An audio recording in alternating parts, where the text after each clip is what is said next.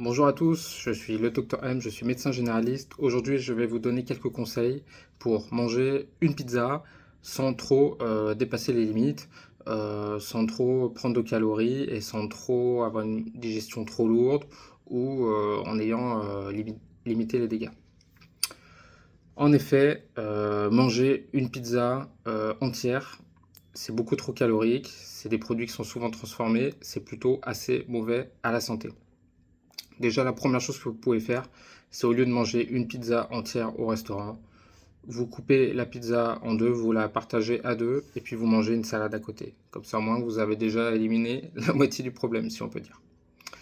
Deuxièmement, concernant, je vais vous parler un peu de la pizza, des ingrédients de la pizza.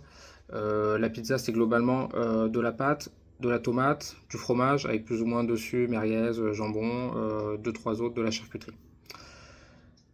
La pâte à pizza est extrêmement riche en glucides. Pour 100 grammes, c'est entre 50 et 60 grammes de glucides. Les pâtes, c'est 30 grammes, le riz, c'est 20 grammes. Donc c'est extrêmement riche en glucides, extrêmement calorique.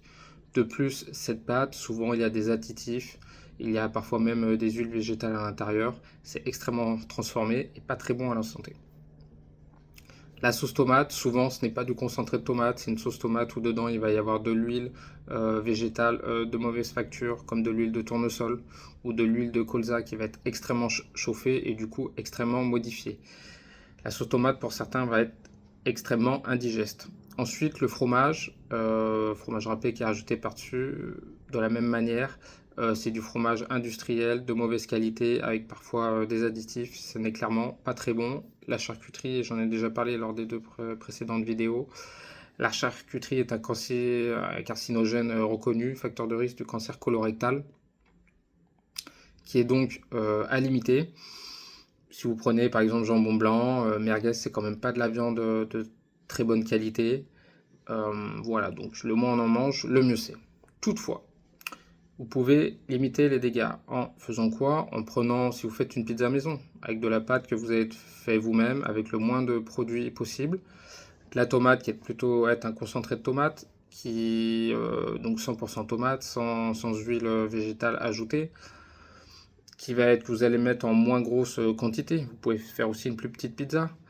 Au lieu de mettre de la viande par-dessus, vous allez mettre par exemple des légumes ou alors une moins grande quantité de charcuterie. Et de même pour le fromage, avoir du fromage de bonne qualité et en moins grosse quantité. Et là, c'est pareil, à la maison, ce sera plus facile de vous couper des plus petites parts et de manger une salade à côté. Donc voilà pour mes conseils pour, j'allais dire enjoy, pour apprécier pour apprécier une pizza. L'idéal, c'est quand même de limiter les doses, d'essayer d'avoir des produits les plus sains possibles. Et normalement, ça devrait bien se passer. Donc je vous remercie pour votre écoute et je vous souhaite une bonne journée.